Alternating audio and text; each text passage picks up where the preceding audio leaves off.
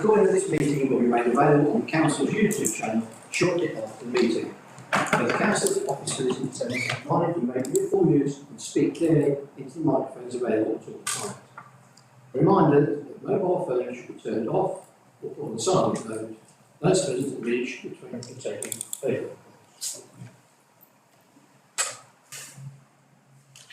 I remind that those members of the public in attendance must not, in a disorderly or obstructive manner, or otherwise interfere with the council. This is the proper conduct of business. Thank you. We've got some new faces tonight, so I think perhaps officers may perhaps need to introduce themselves so that we know who's who. So, Adrian, if you could start. Thank you, Adrian from Head of Built Environment. Margaret Kind, Corporate Assets Manager. Evening members, Philippa Fisher, Strategic Director. Trish Hatton, Head of Customer Service and Transformation.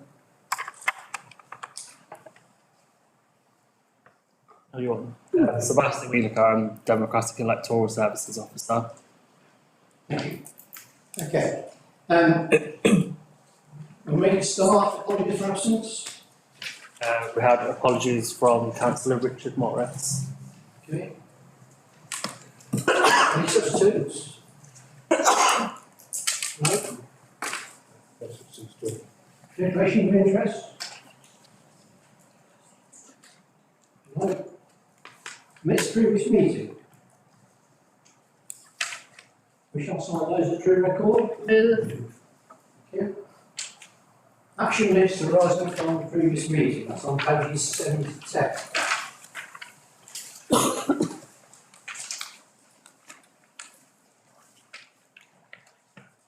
Any questions on those at all?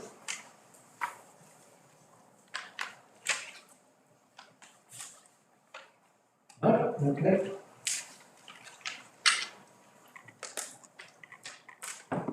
No petitions or deputations, as far as I'm aware. We've got number 7 before the council performance update, pages 11 to 56. Mrs. Fisher. Thank you, Chair, and good evening, members. Corporate performance, Q4 2021-22. As members are aware, we've got 3 main objectives that we report those corporate KPIs and performance under: building, protecting and empowering communities, growing the borough economically and providing excellent service. We have 96 key performance indicators for our corporate plan objectives, and these, as I say, are categorised by each objective and service delivery are. There is also, these are ranked in green, which target fully achieved or is currently on track to achieve target, amber, which is indicator is in danger of falling behind target, and red, which is indicator is off target or is being completed behind the deadline target.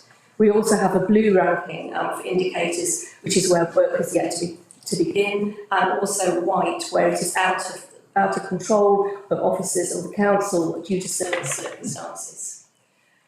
This quarter, out of the 96 indicators, 84 were due for reporting at the end of the financial year. Of those 84, 66 were green status, 14 were amber status, and 4 were red status. This equates to 79% green, 17% amber, and 4% red. In comparison to the third quarter, which is October and November and December last year, 2021, that equates to 78% green, 18% amber and 4% red, so very little movement either way. I'd like to now refer members to the performance chart 1, which is the corporate performance by objective. So of the 3 objectives, building, protecting and empowering our communities, the number of indicators were 25, which relates to 81%. Number of amber indicators is 6, relating to 19%, and there were no red indicators under that objective.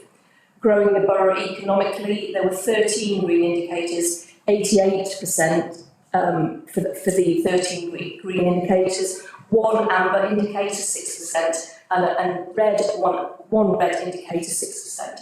Providing excellent service, of the 28 indicators, 76%, 6 amber indicators, 16%, and 3 red indicators, which are 8%. If we can now ask members to look at the performance chart 2, this is by department and service area. So department, the built environment, green indicators 27, 93%, 2 amber equating to 7%, and no red indicators. Customer service and transformation, 12 green indicators, 92%, 1 amber, which is 8%, and no red indicators. Finance and resources, 7 green indicators, 55%, 4 amber indicators, 30%, and 2 red indicators, 15%. And then law and democracy, 20 green indicators, 69%, amber 7, 24%, and then red, 2 indicators under the red for law and democracy, equating to 7%. Chair, if I can hand that back to you now to discuss the operational elements of the rest of the report. Thank you. Right. Who wants to start? Let's start on page 15 to start with, and just work our way through. Start. Just looking at item 3.4, diseases on tree stock in the borough. The last statement there talks about sources of information that residents can refer to. What support can be given to residents by the tree wardens who can perhaps provide help in identifying issues or dealing with issues? Mr. Thorpe? Thank you, Chair. I wouldn't have that information to hand, but I was actually discussing with Councillor Carter the potential agenda for the next meeting of the Environment Working Group, and we talked about seeing if the County Council tree warden officer could come along and talk to us. So that would be a good question to put to them there. Thank you. Okay. Is it on page 15? No? Please note the number of people in homeless situation, which is 31. Mrs. Hack? Thank you, Chair. It's on page 16 though. Right, okay, page 16 then. Under the heading of growing borough economically, the CCG, the new facility, the NHS, well, doctor surgery, I'll call it. Is that still going ahead, or are we still in doubt whether it's going, the project in itself is going to go ahead or not?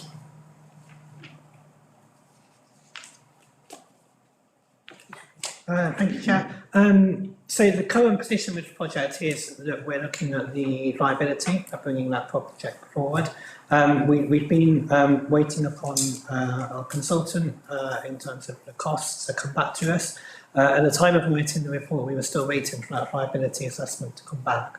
We have now received it, so the plan is to digest it over the summer, and then we will be bringing a report back to set out the potential way forward.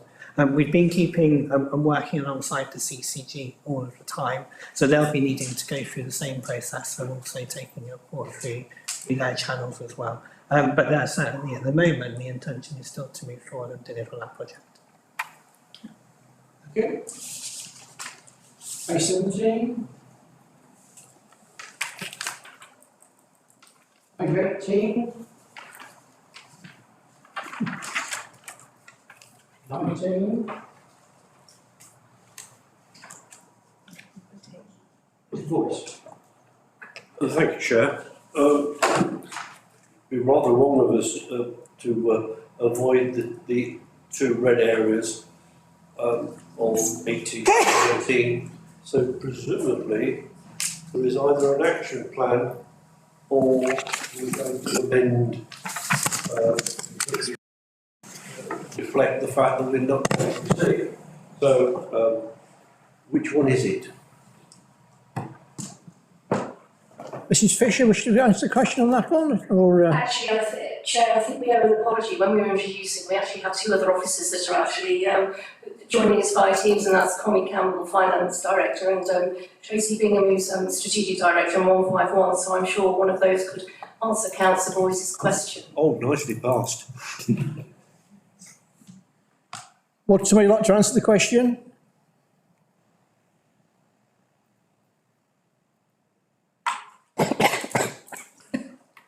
bearing in mind that on page 18 and 19 there are 2 red areas, either we need an action plan as to how to resolve the 2 reds, or on the other hand, we are going to have to amend the budget. I don't want to amend the budget, so I would like an action plan.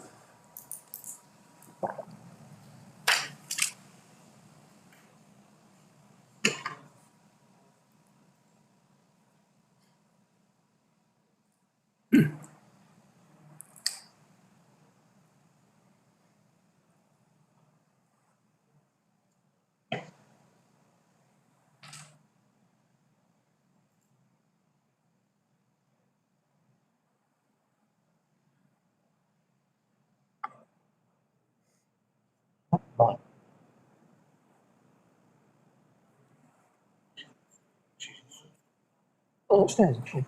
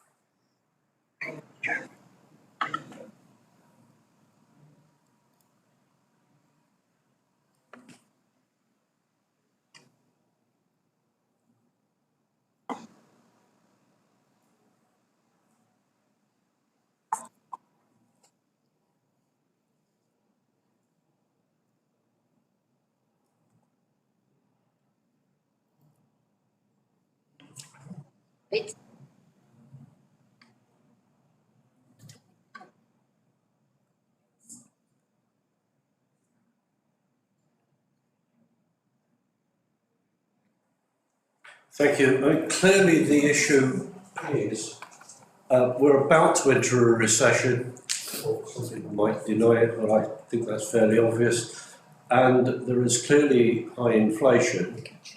The danger is that we will not be able to collect that money, and therefore there'll be an impact on our budget. So clearly we may need to actually think about the other side, even though we may not wish to at some stage. We can't simply assume this money is going to come in and be 5, 6, 7% short.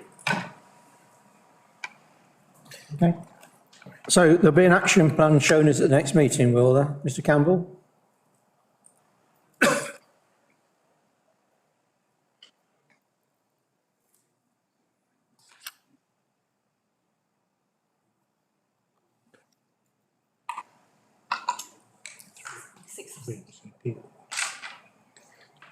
Pause for 2 minutes, all gets done.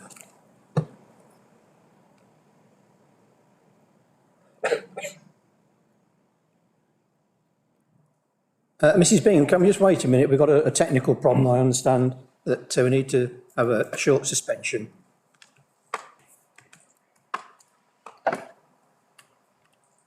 For information members, basically the audio on the live stream is not working, so Mr Ball will be joining us very shortly to have a look at the system, and then we can resume.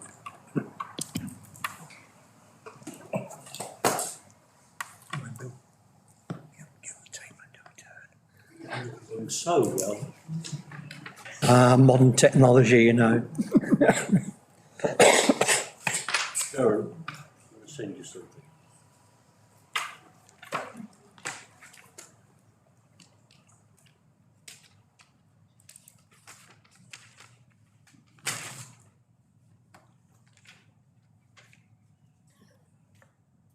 Which email address? 336. Trouble is, I can't look at it here because I've only got this. Go back upstairs. Oh, let me know later. Thank you. Can you read this link?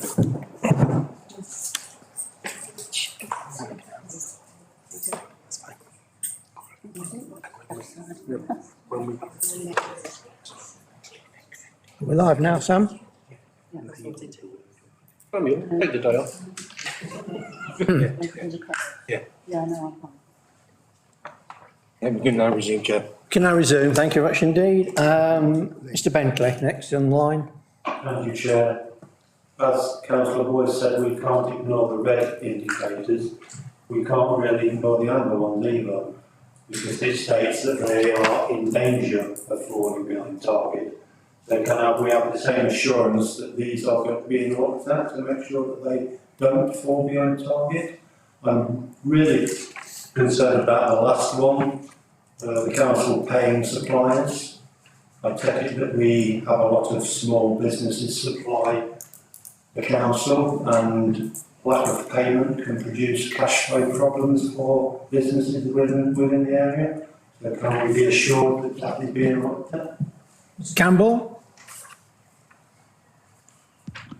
Yeah, I'm just looking at a statistic now. The current procedure is we make a payment once a week we pay invoices once a week, and once we're in receipt and it comes through to the finance department, we make the payments promptly. What I will check on with that is that I'll look back at some statistics, but we do aim to pay small suppliers as quickly as possible. So I'm just hoping there's no snags in the system, but as soon as we get the invoices, we try to do the prompt payment.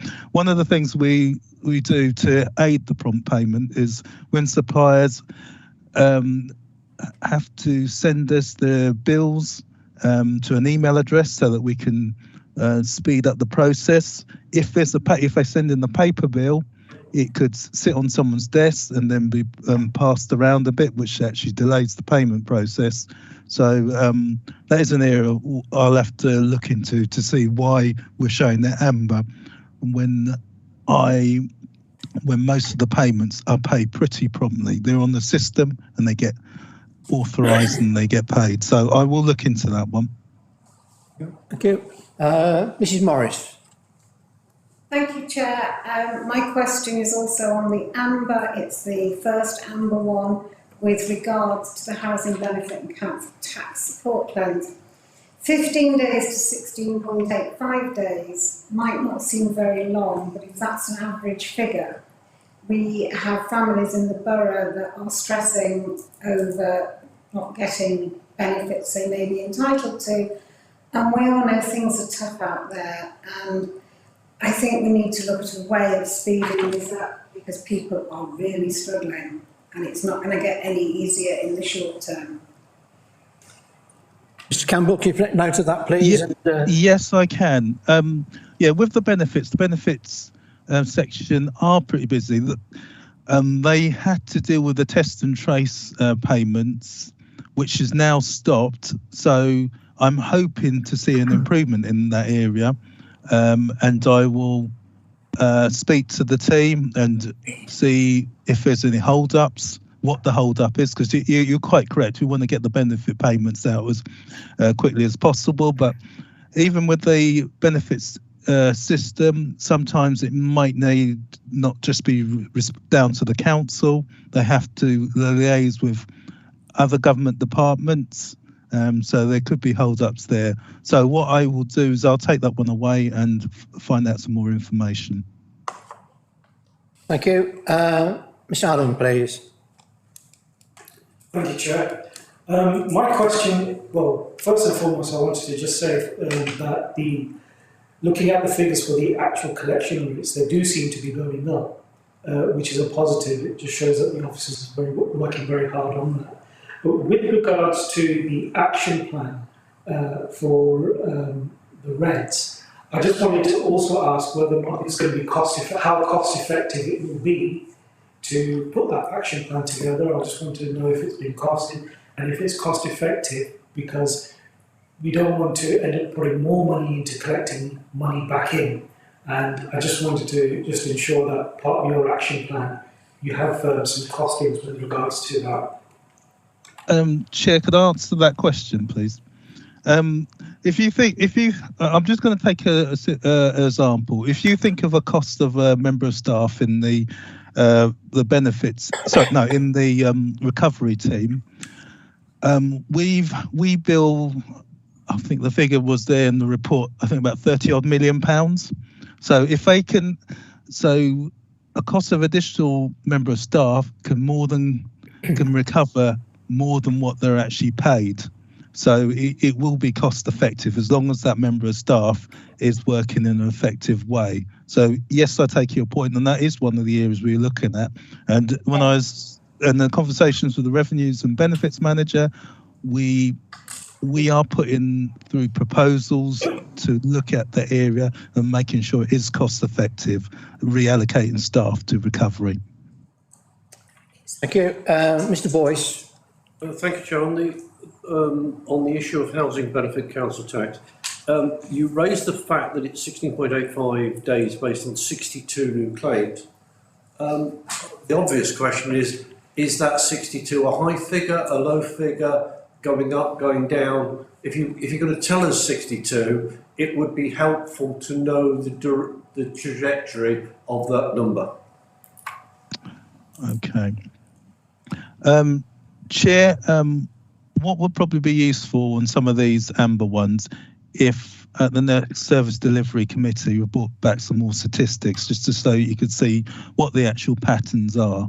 Because off the top of my head, 16.85, I think from the last set of statistics I saw, it fluctuates.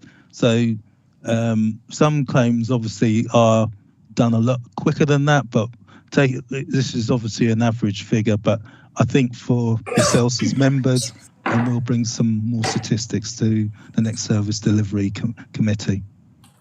Thank you. Okay, we'll move on now to page 20.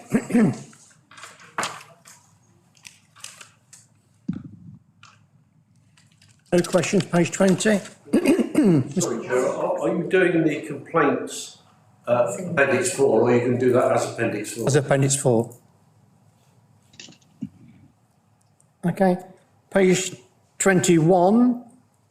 The review of the refuse and recycling and garden waste collection.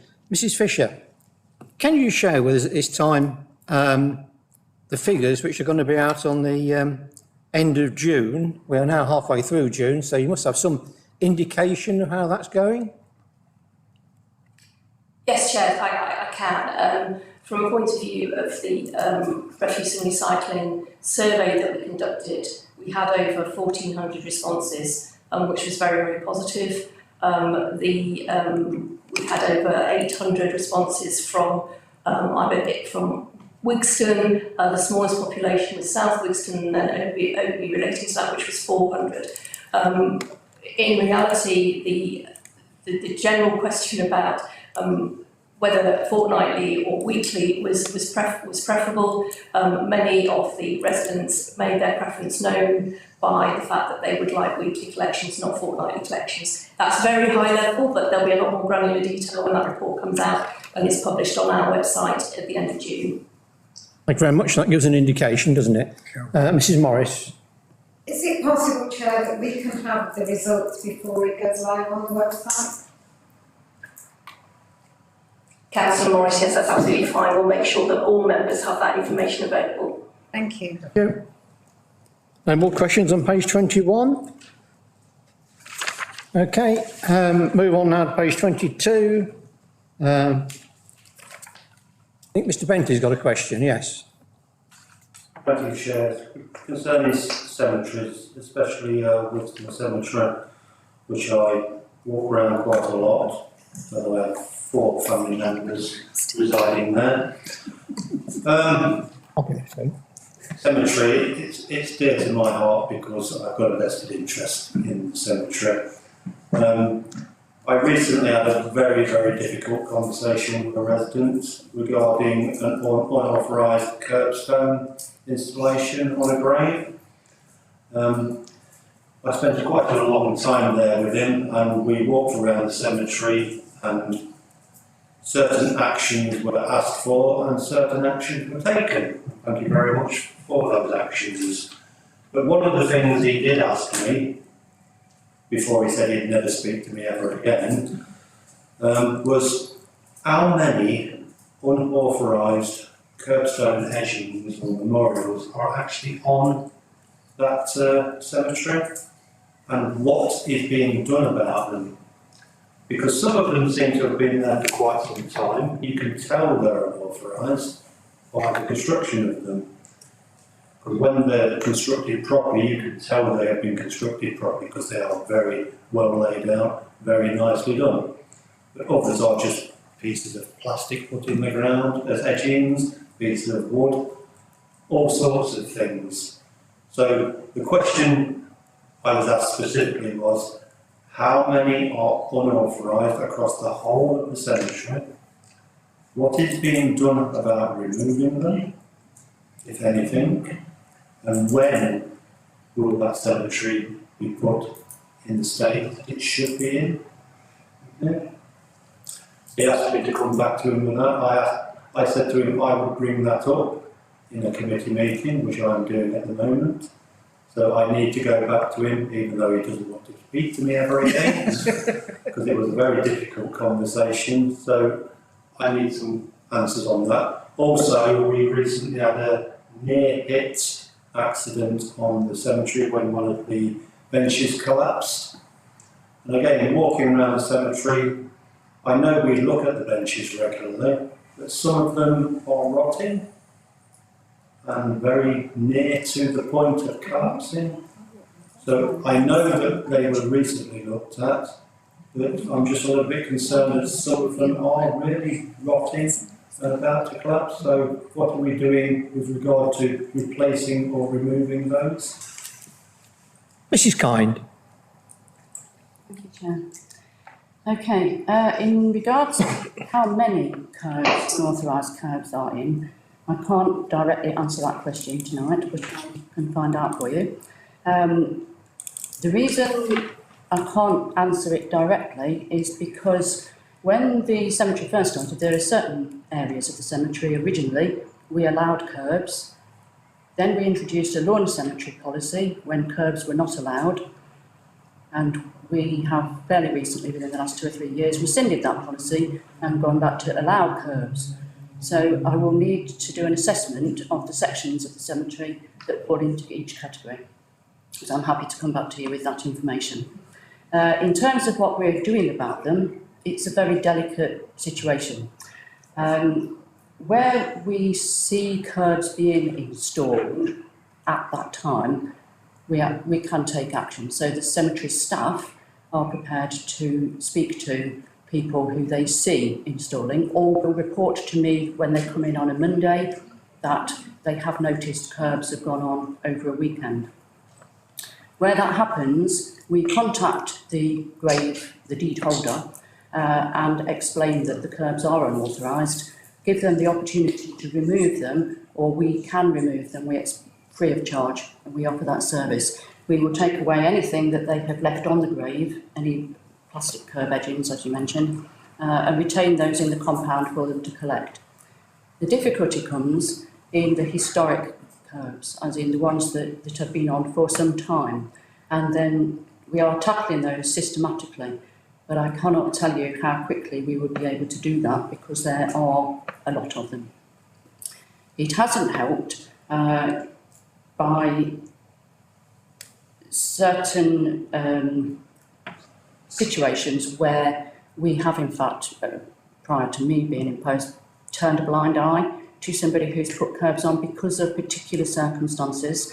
In circumstances where there is a tragic death, it is very difficult to actually encourage people to remove the curbs or for us to go in and remove them.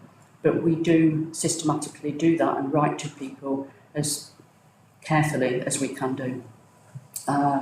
Unfortunately, as fast as we do seem to be taking them off in one area, something goes on in another, and the system is ongoing. We've revised the covering letter that we send out with the deed to make people aware, more aware, that the curbs are not authorised unless they are come through ourselves. We've had the updated rules and regulations for the cemetery. We've also alerted all of the funeral directors, asking them on our behalf when they meet with families to explain that unauthorised curbs are not allowed in the cemetery. We're doing our best with that, but it is difficult under the different circumstances that we're dealing with. I'll come back to you with the numbers. The gentleman who had the accident on the bench, I think I sent a copy of the letter that we wrote to him. We've since seen him at the cemetery, but as a result of that, we've introduced a system of systematically checking the benches on a more regular basis than we did. Some of the benches that are installed in the cemetery are done through our own memorial bench scheme. Others have been brought into the cemetery historically by families.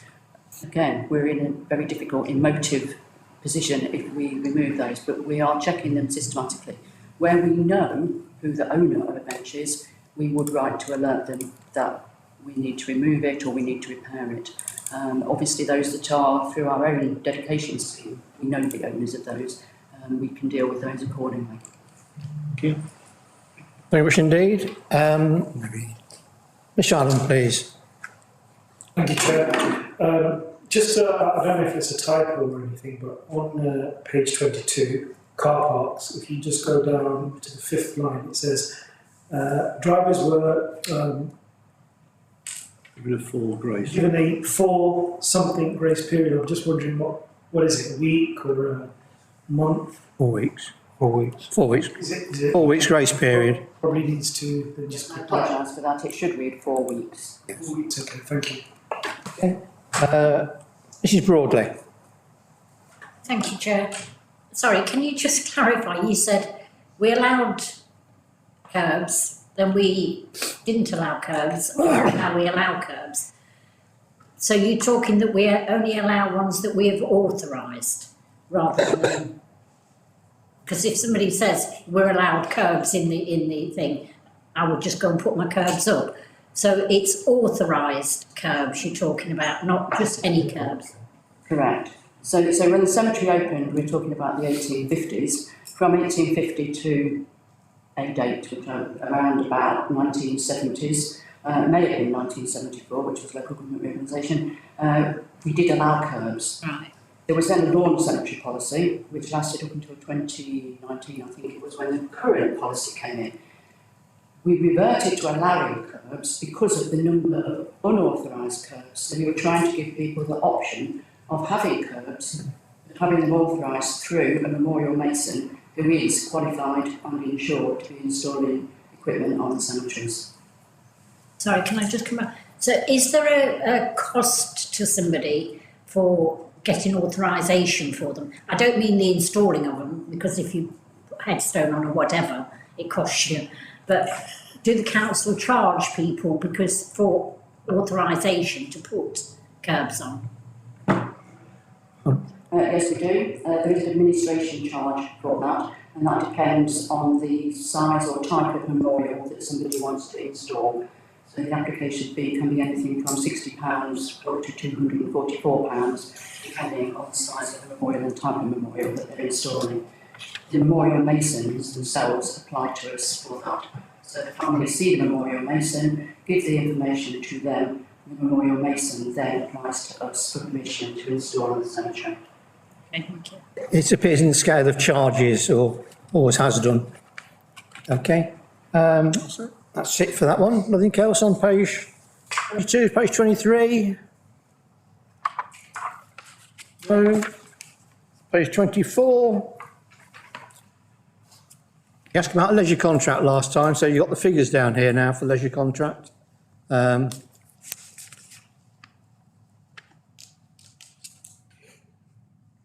questions? Mr. Boyce. Sorry, the total activity shown on page 24 is 54,000, which seems to indicate to me that the car parking issues have no impact whatsoever. Thank you. Thank you. No further questions. Page 25 is following report. Helping Hand delivery service update. You asked for that as well, so that's down there. Antisocial behaviour, something else you asked for, those figures are down there.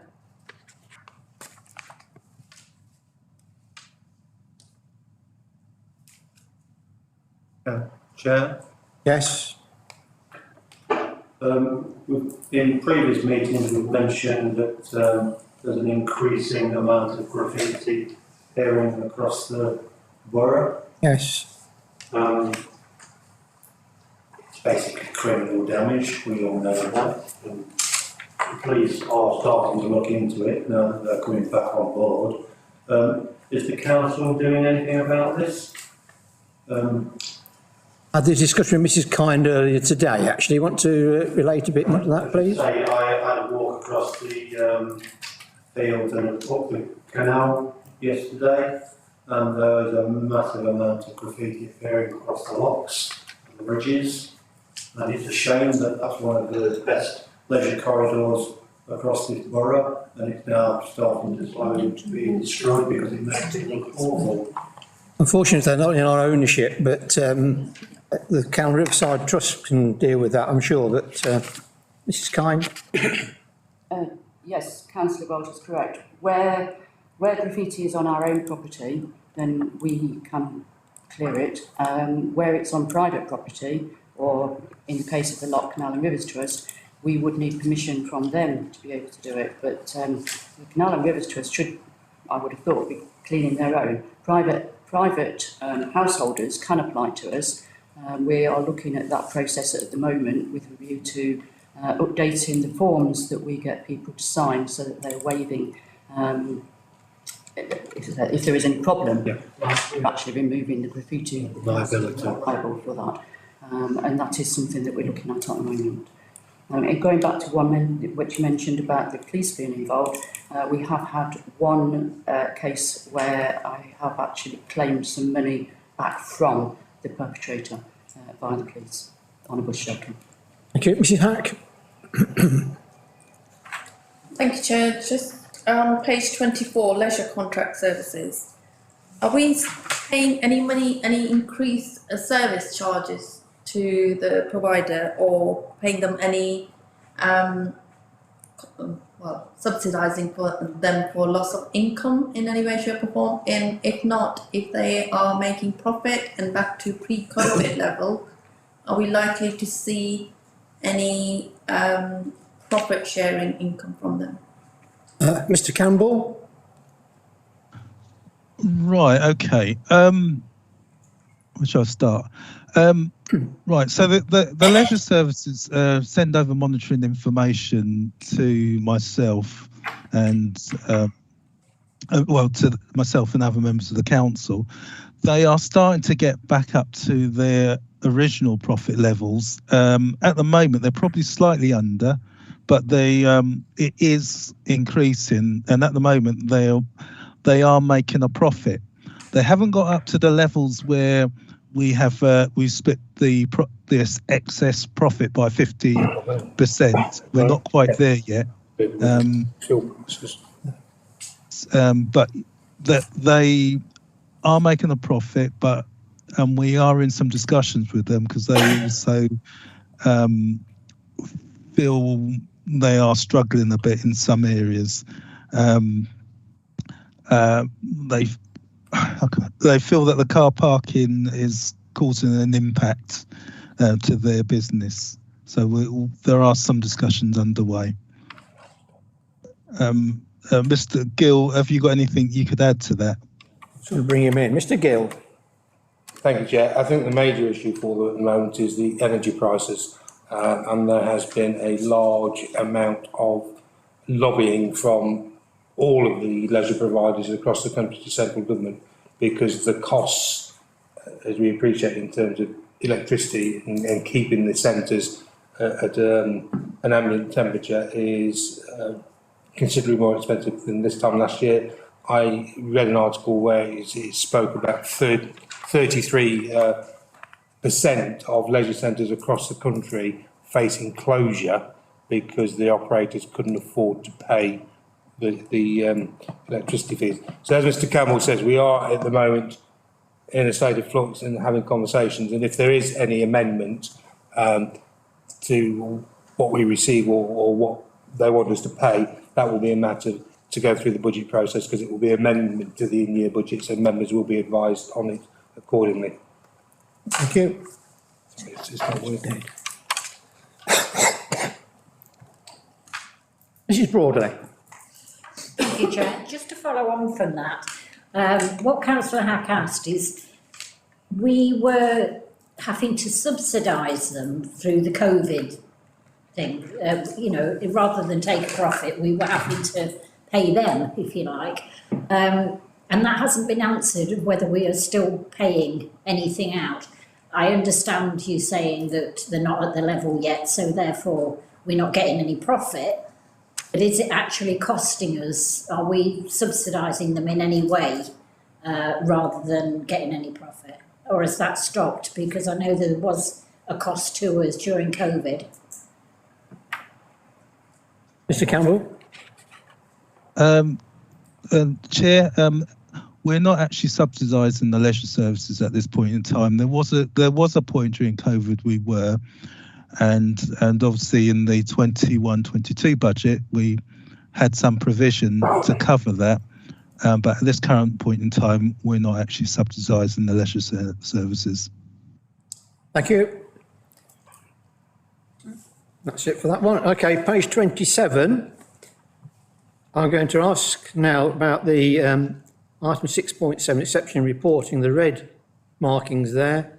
Parks and play strategy is supposed to be done by April 22. I've not seen it yet. Everybody else has, but I haven't. And also review of asset strategy by December 2021. I've not seen that either. So can somebody enlighten me as to where these are and we are likely to see them, please? Mr Gill, I think, might be doing that one. I'll come in, then you can follow on, Margaret. As members will be aware, obviously last year there was a decision making to extend the car parking charges across the borough, and that had a significant impact on the work of this team. Whereas normally the introduction of car parking in other authorities would be done by a team of people. In this case, it was done by one or possibly two people. So we are fully appreciate that the timelines have slipped. The Parks and Play strategy has been brought over into this year and is currently being worked on by the Assistant Corporate Assets Manager, and we're looking to get that through by Q2, I believe, Q3. Margaret will confirm that. And in terms of the review of the asset strategy, there is a report that is going to go to PFD at the end of the month in respect of the strategy in relation to the community centres and leasing of those. And then there will be a bigger piece of work as we go forward. Obviously, the big asset here is this premise, and obviously the plan is that we're going to move that. So it's a comprehensive assessment of where we will be once the move to Brox Hill is complete. And unless Margaret's got anything more to add on that. Go on then. The parks and play areas strategy, we're aiming for a draft to be circulated to members by the end of July. Thank you. Can I have your assurance also all the play equipment we have got, equipment, is being checked on a regular basis? Just for the record. Yes, just check. Thank you. Okay, we move on now to page 28. Any questions on page 28? Page 29.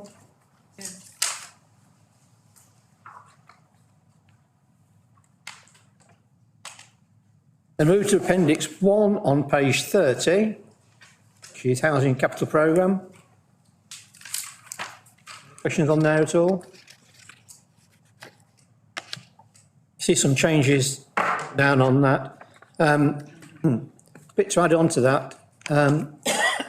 We've stopped doing the boiler replacement programme, other than emergencies, until we sort out how we're going to go forward for the future.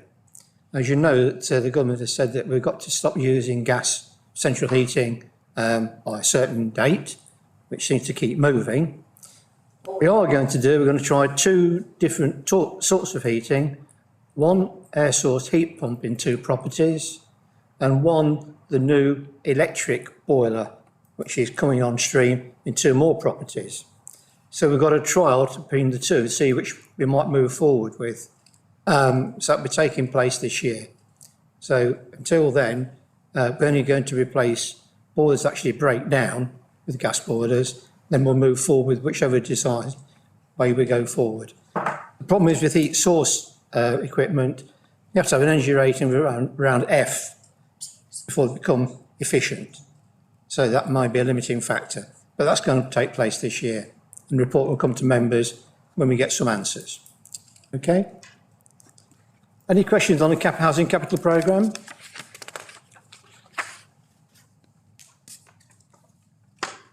No. Appendix 2 is the light bulb. If somebody would like to explain that to me, like Mr. Thorpe, I'll be most enlightened. Because many of us can't work these graphs out, to be honest. Chair, this is the standard dashboard that... That's a problem, Oh, yes. Geez, the dashboard was agreed before my time of looking after housing, and it was agreed with all of the other partners as part of Lightbulb. So I'm sorry that we struggle, but it's a dashboard that we are provided with. But if there's anything specific, then I'll do my best to answer, or if I can't answer, then I'll get hold of the questions when you answer back. Okay, Mr. Boyce, I think he's got to... Yes, you are correct. This is the standard reporting matrix. And yes, we've always complained about it. No, we've never accepted it because, quite frankly, what it doesn't do is answer the simple question. How many of our residents need a DFG? How many of our residents receive a DFG? And how many have been completed? That's it. Don't care about the rest, because those are the three bits that matter. And the answer is, I can't tell them. You could tell me they're doing a superb job. I don't know. And frankly, I can't answer the first question, because it's what's the demand and what's the performance within the borough. So please feed that back, because that actually is the bit that counts. And also for the finance people, we need to make sure that the money we're allocated is actually spent within the borough and not used elsewhere. The budget was increased by the government, which goes to county, then farmed out to local authorities. So we need to make sure that we're actually spending in the borough our entire entitlement. So I don't know which one of the finance people actually go to the meetings or look over that, but at the end of the day, it's a 151 officer responsibility to make sure the money is spent in the borough. So that's Mrs. Bingham, I believe. Mr. Thorpe? Chair, this is a delegated service, so it's delegated to Baby to run the service on behalf of the council, so a partnership with a delegation. And I can confirm that each year the position is audited within Baby. And I can confirm that the outcome of the audit has demonstrated that all of the money allocated to OBM Wixton is spent within OBM Wixton and it is not spent elsewhere in the county. Thank you. I mean, at one time there weren't enough DFGs coming forward to spend the money. Some of the money was spent on other worthwhile projects which came within the remit of the people doing it, but we don't seem to know now what was done with that money, how many went to DFGs, how much was spent on administration, how much was spent on other schemes like warm home schemes and other things. And they're the important things to us, so that we can, as charged with governance, know how our money is being spent. And at the moment, we don't know that. And that concerns me. That if we're questioned on that by the auditors, I couldn't tell them how much was spent on DFGs, how much spent on administration, how much spent on other schemes. I've no idea. And that's the bit that's missing. Mrs. Bingham. Okay, Mrs. Bingham. Thank you, Chair. Just to make comment on that, really, in terms of your point there around those charged with governance. Yes, there is a separate internal audit report that's carried on in respect of Lightbulb and the expenditure of DFG monies. But our own internal audit service places reliance on that, and so does our external auditor.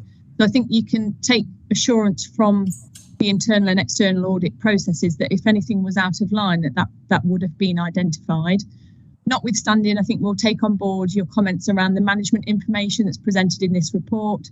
Yes, there is, the external management information that we receive from our Lightball partner, it isn't fit for purpose as far as members are feeding back and have fed back in the past. So we'll take that on board and see if we can just add a little bit more information that will just confirm, I think, some of the practical requirements and practical level of information that you require. But just specifically on that point around, audit assurance, I think you can take comfort in the audit framework is set up in a way that would indeed pick that information up for you. Thank you. I mean, I'd like by the next meeting some information about that so we know exactly what we are giving away, what money's being spent where. So if that could be done, I'd appreciate it. Thank you. Move on now to Appendix 3, which I believe is going to be, who's going to do that? Is it Mrs. Fisher or is it going to be Mrs. Hatton? Who's going to walk into the lion's den? I am happy to walk into the lion's den, Chair. Okay. I'm happy to walk through all the detail of it, but I think one of the key things to point out is obviously January, February, March saw a significant increase in all activity areas around emails, around telephone calls, and around information relating specifically to garden waste. And if I can guide members to page 35, and the bottom of 35, you'll see that the number of calls, January is 4,944, excuse me, sorry, and February 5,346, and we saw a massive leap to 8,468, all relating to garden renewal. Now, I think, from a point of view of our published turnaround times, we aim to answer 85% initial contact calls in the contact centre with an average wait time of 5 minutes. As you can see, in January and February it was 94%, but it did drop in March to 88%, still above our published turnaround times, but that was because of garden waste. And although we have channel shifted and people do renew online, there are still people who phone in for their garden waste renewals. And that's why also you see a slight increase in the abandonment rate of 2.13 from 1.43 in February. Thank you. Any question on the first page at all? Mrs. Morris? Thank you, Chair. I was going to apologise to Trish because I was going to ask her questions at her first meeting. But as Mrs. Fish is taking it, I'm sorry, there's no apology. First of all, the emails. A day to turn around an email is really good. But when they send their initial email in, do they get an automatic response so that they know we received it? Do you want all my questions at once, or? Let's go through Councillor Morris and then I'll respond forward. My second question is, I'm really grateful to see the amount of calls we are getting. However, I cannot relate the stats back because I don't know how many operators we have. So I can't tell whether the figures of what we're answering is good or bad, because although calls vary in length depending on the nature of the call, it's also variable by how many operators we have. In case in point, an operator might need to walk away for 5 minutes so she doesn't swear at the next person that rings in. We all know that. I need to know how many operators, how many full-time there are. So I don't need to know how many people. I just need to know on any day how many people we have answering phones. So it's not about the number of staff, it's about the number of phones. From that, I can work out whether we're doing well or we're doing badly.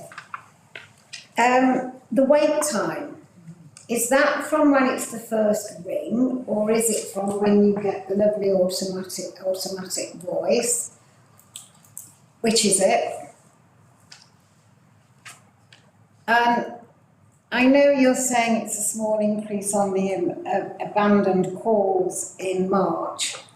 It's still nearly 1,000 out of 8,000 incoming calls. And that's nearly 1,000 residents who, excuse the language, are pissed off with us because we didn't answer the phone. Because every resident I've ever spoken to expects the phone to be answered the second it rings, which is unreasonable, but that's what they expect. And an average wait of 5 minutes, I'm sorry, it's just far too much. If you sit holding on a phone and you get up to 20 rings out, you're ready to commit murder by the time you get through to somebody. The callers are going to be aggravated before they even get to you by the wait time. Mrs. Fisher. Thank you, Councillor Morris. You're very welcome. Firstly, we give an automated email response, so it's always acknowledged.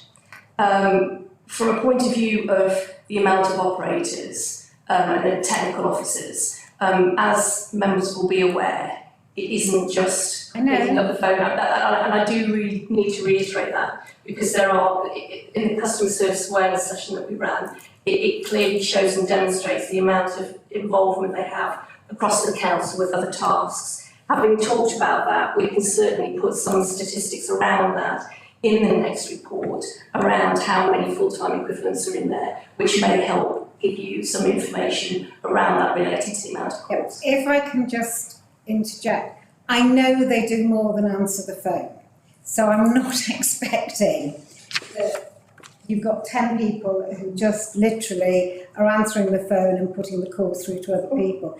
I know it takes time on a lot of the calls.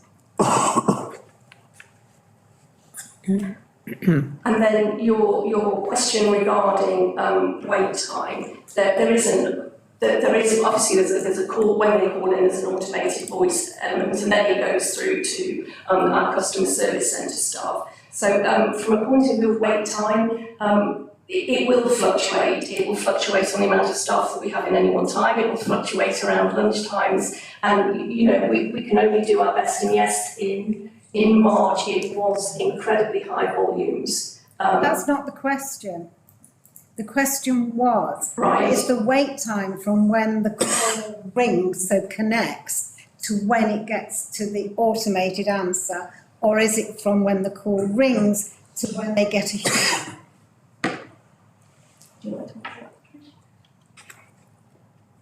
Sorry, Trish. No. I can answer, no problem. It's from when they hear the initial message, the welcome to Oakham Luton Borough Council, to the point the officer answers the phone call. Thank you. In March, it was 2 minutes, up from 13 seconds. Thank you. That's the end of the questions. Mr. Boyce? No. Oh, sorry, Mr. Lloydell, sorry. I think there was one. There was one. There was one More, was question, which was either average wait time of 5 minutes. Look, I think from my perspective, again, it may be not the direct answer you want. I think call volumes have increased in March, and that's why. Do I think 5 minutes is short enough? No, of course we'd like to answer them much more quickly than that. But if you look across benchmarking, which I shared the benchmarking report, we actually achieve a greater time than that, and it's less than 5 minutes. So from a point of view, yes, we'd love to have it lower than that, but actually in reality, when you look at standards, industry standards, from a customer service centre point of view, that is not a high, 5 minutes is not a high average wait time. I think it's better Mrs. Fisher and I carry on this discussion, because of course I still follow industry wait times and have 27 years in the industry. So. Okay, so we'll do that outside. Mr. Lloydell? Just a minor point of observation, really. You mentioned about the number of calls dealing with waste, garden waste, that sort of thing. I was a receptionist here Monday afternoon dealing with people who couldn't get through that door. One of them had a problem. He wanted to pay for his green waste. He was trying it online, he couldn't do it. Something was not right, so he came here to try and pay here, but he couldn't do that either. So there may be something wrong with being able to pay online. Because if he has trouble paying online, he's going to try to come here, they can't get in anyway, and there's nobody here to answer the door.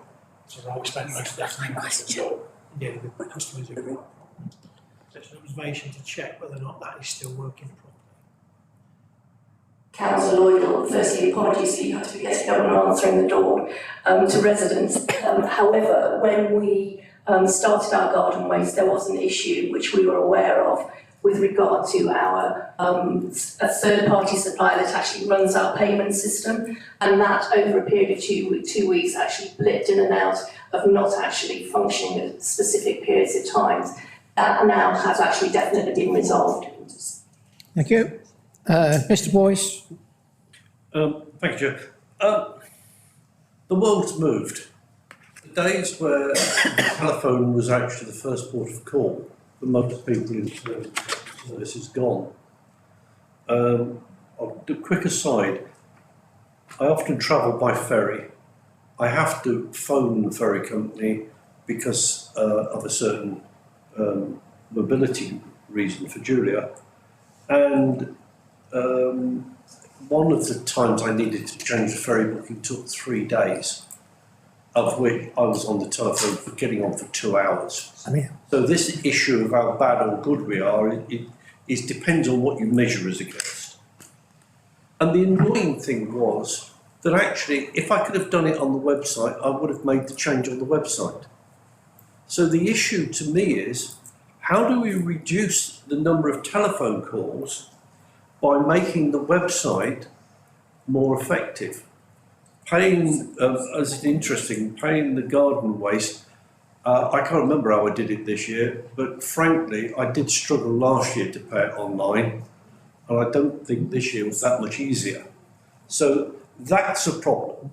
The website should be the first port of call, because actually then it's easier, and changes should go to the website as well.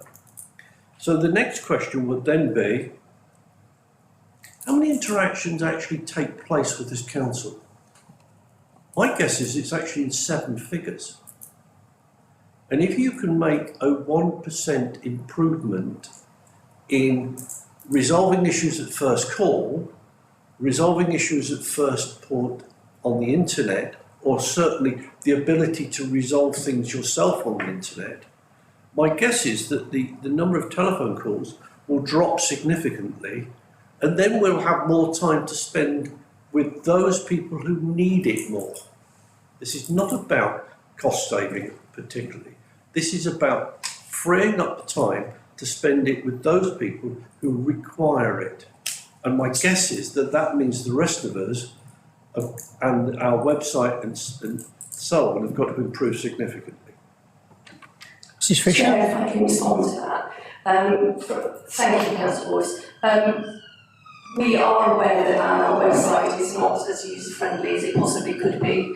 And one of the things as part of the customer experience strategy that we will be delivering, we'll be looking at all our channels, how accessible they are, how we can reach and engage with residents, those that are not as technically savvy, but clearly those who are more into the digital world, and making sure that those forms are much more user-friendly and the accessibility is much more user-friendly as well. Just your point around interactions, I don't have the figures of interactions of online transactions, but if members would like that reported, we can certainly do that on a quarterly basis in this customer service report. I believe, Chair, that that's reasonable, and I think we should also target the fact that that needs to grow. The other issue is that perhaps the Chair should sit on a small board and test the software, because if the Chair can make it work, anybody can. That's quite true, Jack. That's quite true, yes, Mr. Boyce, yes. My technical skills are outstanding with modern technology. Often ring carrier pigeons. Right, okay. Mrs. Hack. Thank you, Chair. My question has been answered. My question was going to be, do we actually monitor how many calls we get regarding the payments, be it garden waste payments and the car parking charges now? And do we actually, in return, make our service better? Because I class myself fairly tech savvy, and I struggle to make payment for garden waste and for car parking charges online. Well, I got there in the end, but it took me 3 attempts. Councillor Hack, thank you for that. Yes, we do have a system of where we can analyse which calls come in and what they relate to and what the inquiries are. We have an element where we have long inquiries and short inquiries where it's a transference onto another area. But all those we can actually distinguish what the calls are, what they're specifically related to, and they go onto our CRM system.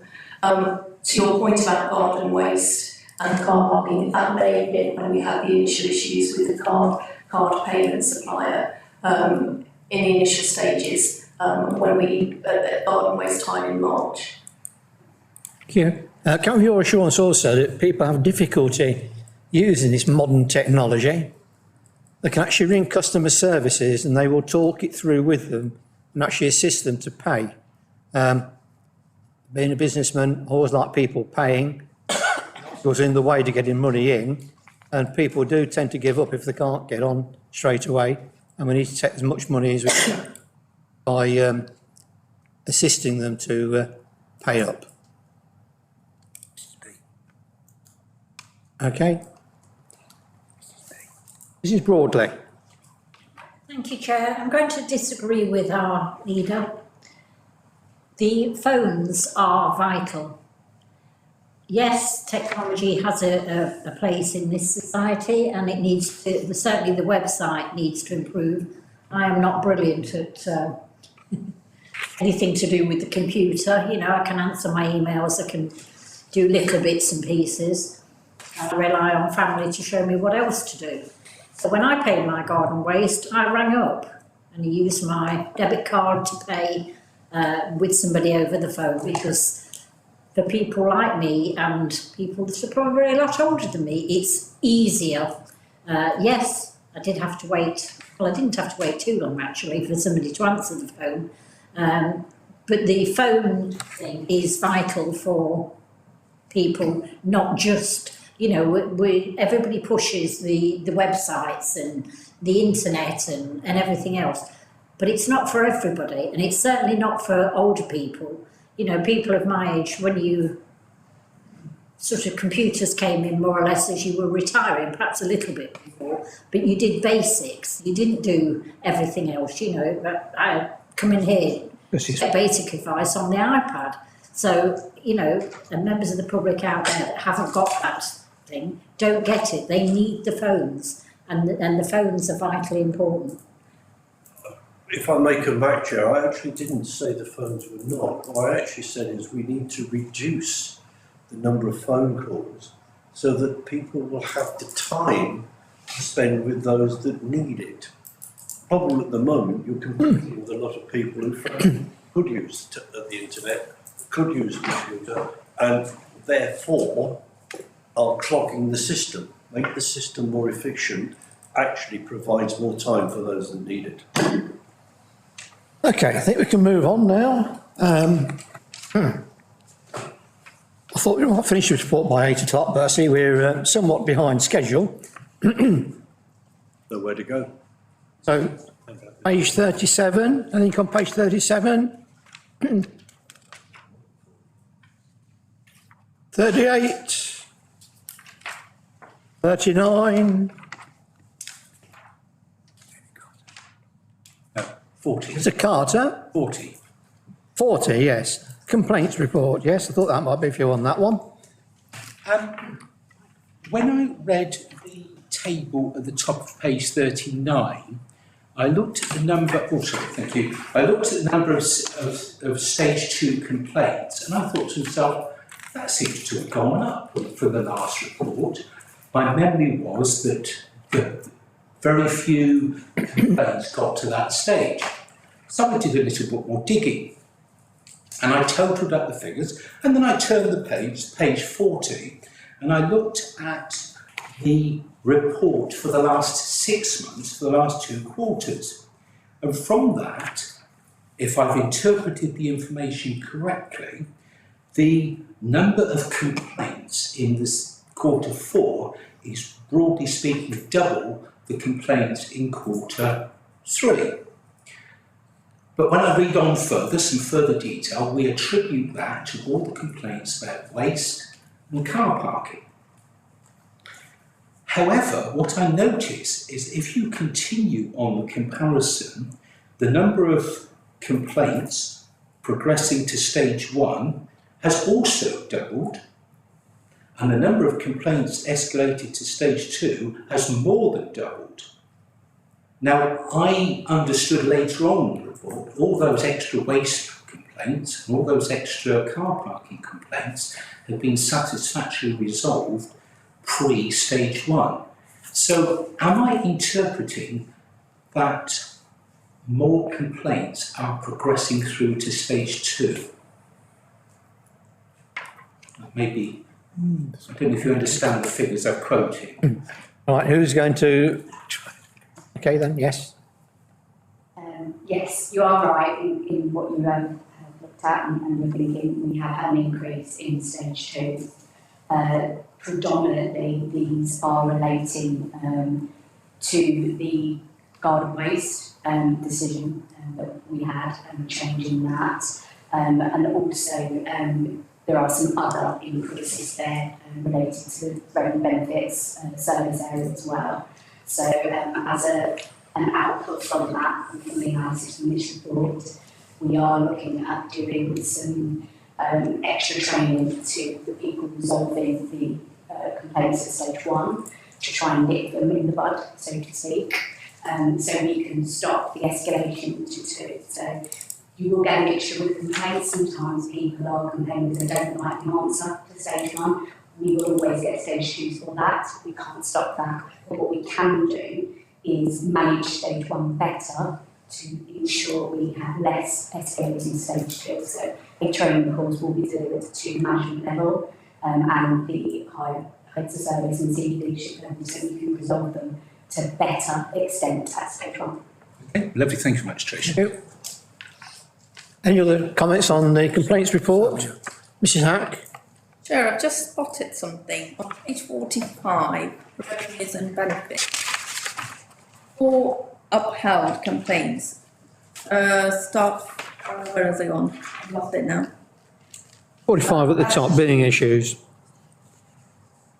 Rudeness of staff during phone inquiries, 4 upheld. I just want to know, what do we do about that?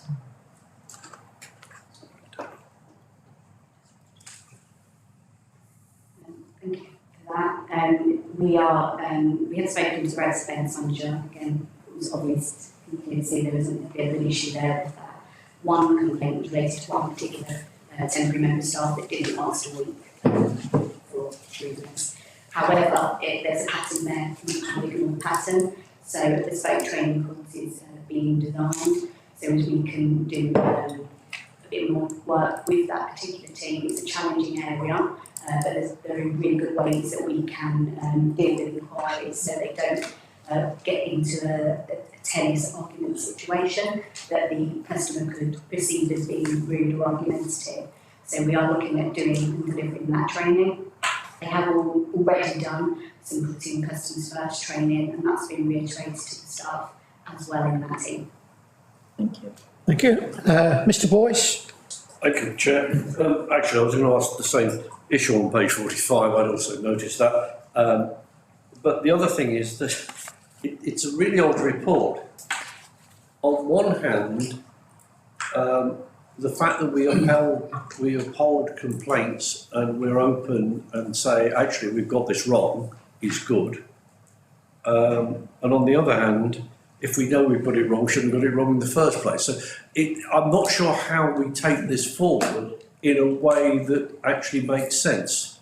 Because if you end up with no complaints, you end up with no learning, and you actually don't go forward. So it's an excellent report, but it does leave me with more questions than answers.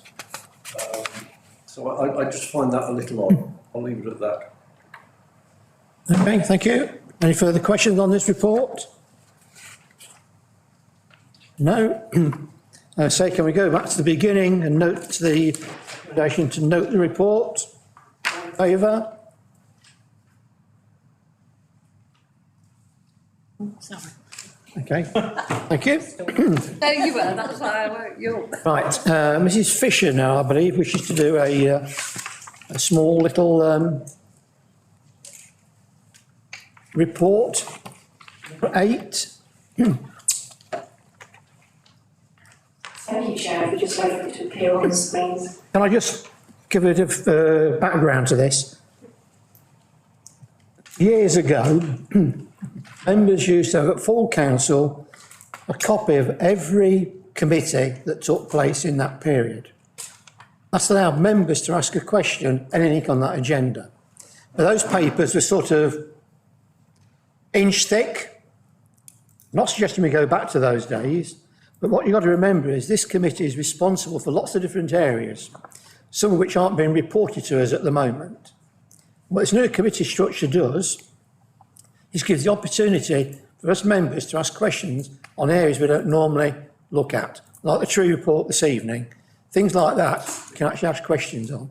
So Mrs Fisher is now going to give us an idea of what the new committee structure will look like and how we can interact with it. Thank you, Mrs Fisher. Thank you, Chair. Sebastian, do you want to move to the next slide, please?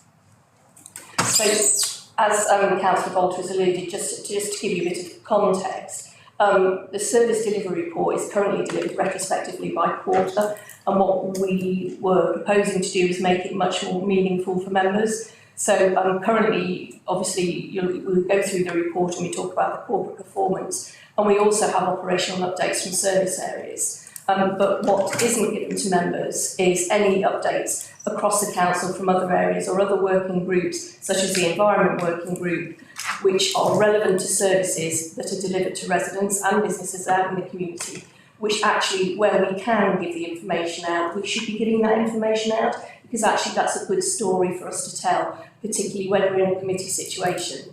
The other element that we want to talk about is lack of visibility of future events. So what we don't see, as I said, is always retrospective. We don't actually ever see anything going forward.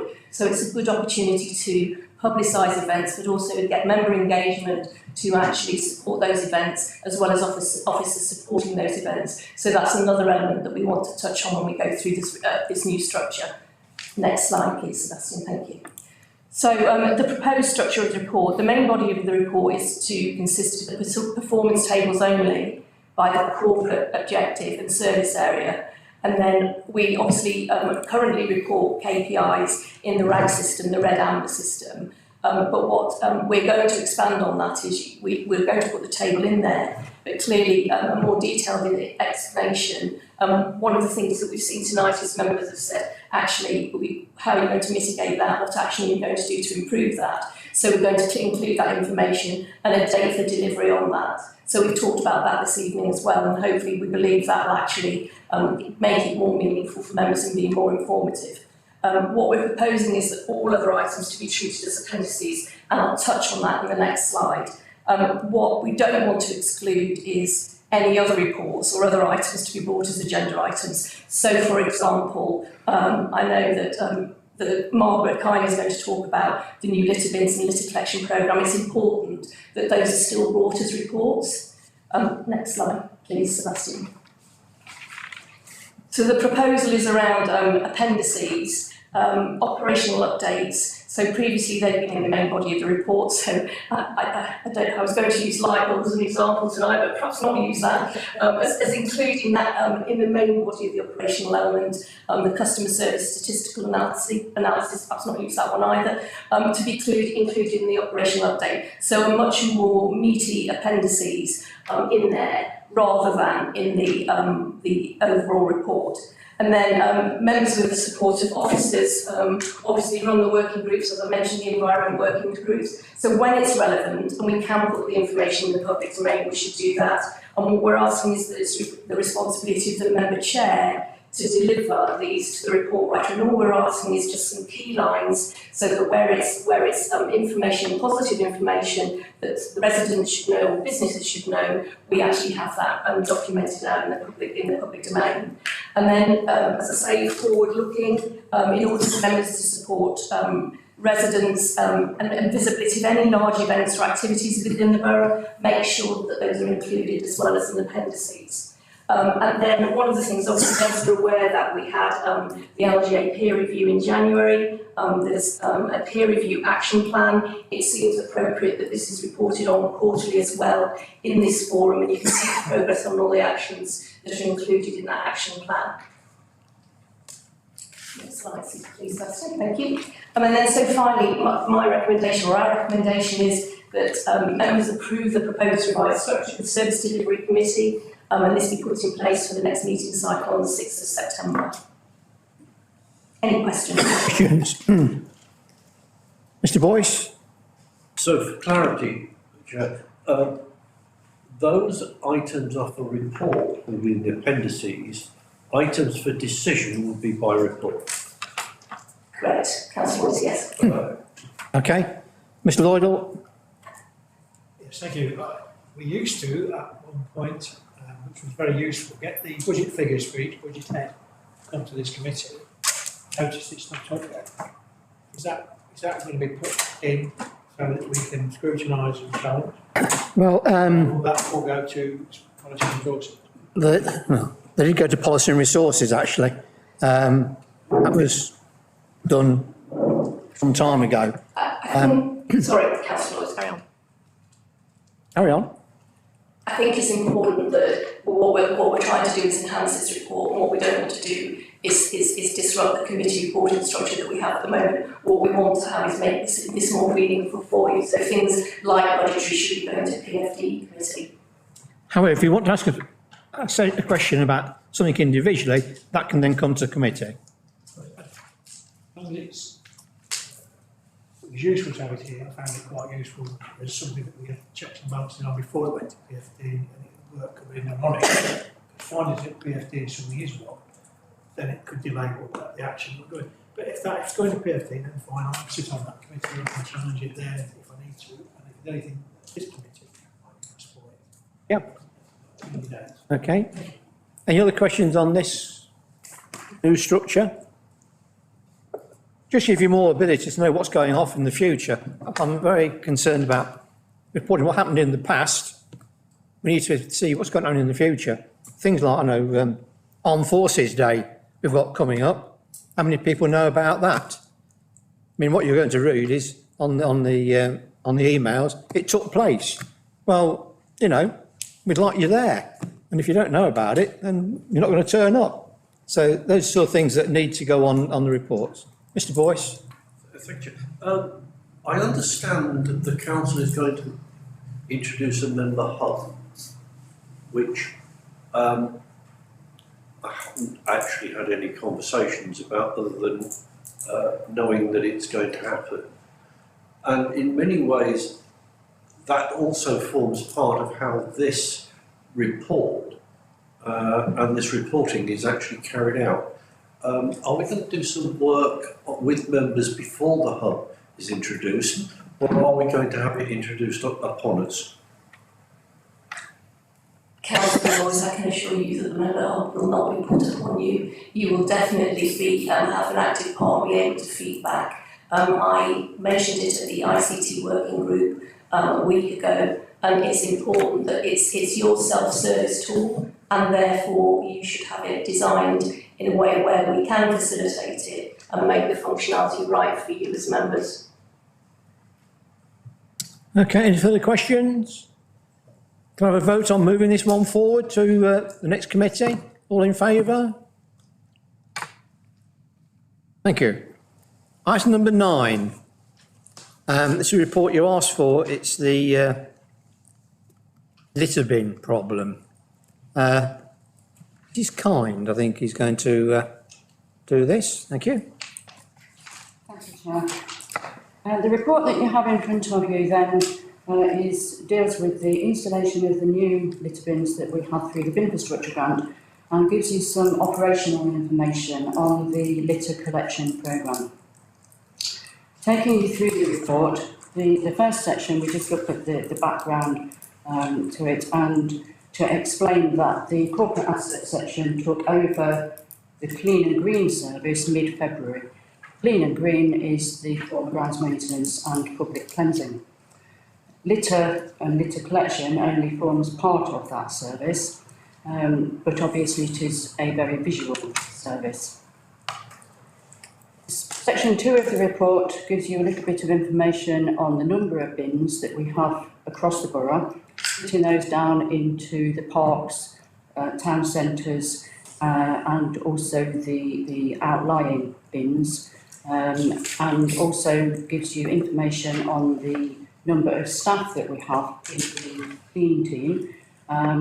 Not all of those deal with the emptying of the litter bins, but there is 8 staff who cover the former public cleansing, so the cleaning side of the service.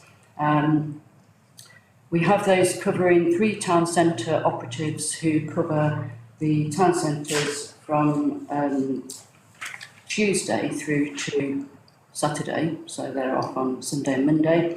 When they're not working, their roles are covered by other operatives. We do use the staff on the green side to cover the clean side if that is required, but clearly they can only be in one place at once, so that moves the resources elsewhere. Section 3 of the report looks at the costs of the service. 3.2 on page 69, you can see there we've identified that the unit cost of emptying a single bin is £1.20 approximately. That is not a huge amount of money, but it is £1.20 because the service is really at its maximum at the moment. So the number of bins that we have and the number of operatives and vehicles to empty the bins is at its optimum. If we install more litter bins, we are in a position where we either need to reduce the number of times that certain bins are emptied, or introduce more operatives and therefore another vehicle, which will considerably impact on the unit cost of the emptying of the bins. Going through on to section 4, we've mentioned things that impact on the service. So in an ideal world, we would be emptying all of the bins on a regular basis and none of them will be full. But we have inherited a service, we found, that was actually, the schedules were based on, or created in 2015-16, so they are considerably old, excuse me, and haven't been updated. We've spoken to all of the operatives and we are adjusting all of the schedules so that they are collecting on a regular basis. The section 5 gives you information on the Binfrastructure grant, which was the £21,000 grant awarded to the council in the previous financial year. That was a bid that was put forward by a former head of service.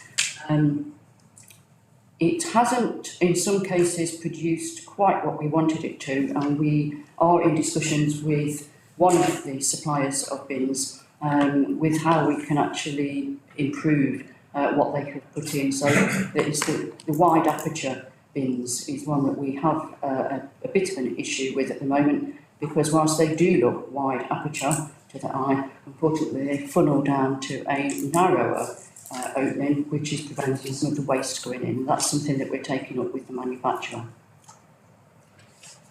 Moving forward, we are updating the section 6 on page 61.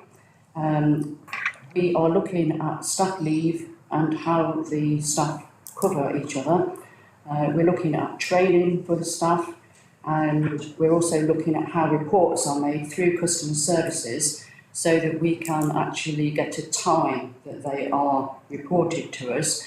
That saves us rushing out to go and empty a bin that was reported at 10 o'clock this morning.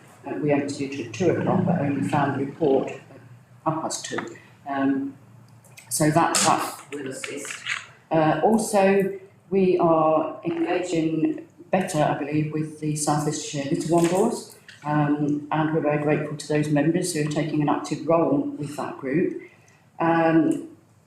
We're in discussions with them as to where they collect the waste from, how we collect it from them, and we've also provided litter pickers and bags and bag holders to them to assist. And the conversations with that group are ongoing. And that brings me through to section 6.10 of the report, where we've made a number of recommendations for your consideration. And I'm happy to take any questions. Right. Mr Carter first. Thank you, Chair. I wanted to pick up on that was Mrs Kyne's last comment about South Leicestershire Little Wombles. I certainly welcome what she's saying about bringing some synergy with their work, and clearly they make a very valuable contribution to waste collection in the borough. I read, putting two things together, in section 212, it talks about the fact that in April alone, they collected 400 bags of waste, which I worked out was 13 bags a day, day in, day out. But I read that alongside the comment in 4.4 about discovering that some of the waste that is put out is people's own household or commercial waste. My question is, are we checking that the waste that South Leicestershire Little Wombles collect is not inadvertently that household waste, that commercial waste? In other words, are South Leicestershire Little Wombles inadvertently contributing to the volume of waste which is collected? Because 400 bags is an awful lot of waste in a month. So that was one question. And the second observation comes from 4.10. And my understanding is that South Leicestershire Little Wombles have sort of two modes of operation. They do big litter picks, where they collect lots of litter together and it piles up. And they also have individuals who collect litter in their own specific locality. So my question, I think, and I think you're probably on the case, is are South Leicestershire Little Wombles giving you notice of when they drop some litter or when they're going to place some litter, so that it can be built into the schedule rather than catching the operative by surprise? And similarly, the individuals that collect, are they being briefed on when their local bin is being emptied, so that they're not putting litter out and putting it by a bin so that it appears to be dumped, and it's not going to be collected for a couple of days? So I think those are some of the practical questions. Well then. Right, so we've got two separate things here. The comments that are in the report at 4.4 about the residential or household waste in litter bins are not connected to the Little Wombles. So I'll deal with that first of all, if I may. We have a number of locations where we believe households are putting their domestic refuse into litter bins. That causes a problem because of the litter bin overflows.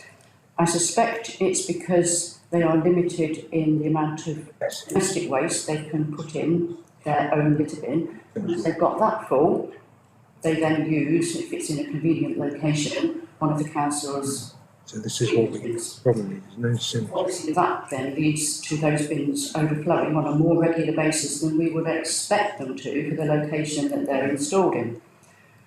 Where we suspect that that is happening, we have been trying to monitor the contents of those litter bins in order to identify where the waste is coming from. One of the options that we are considering is to actually leaflet people in the local area to advise them that they should not be doing that. The last resort, of course, would be to actually go through the litter to see whether we could identify a name and address of the person that's doing it. We believe that to be the case, as in that's why they're overflowing.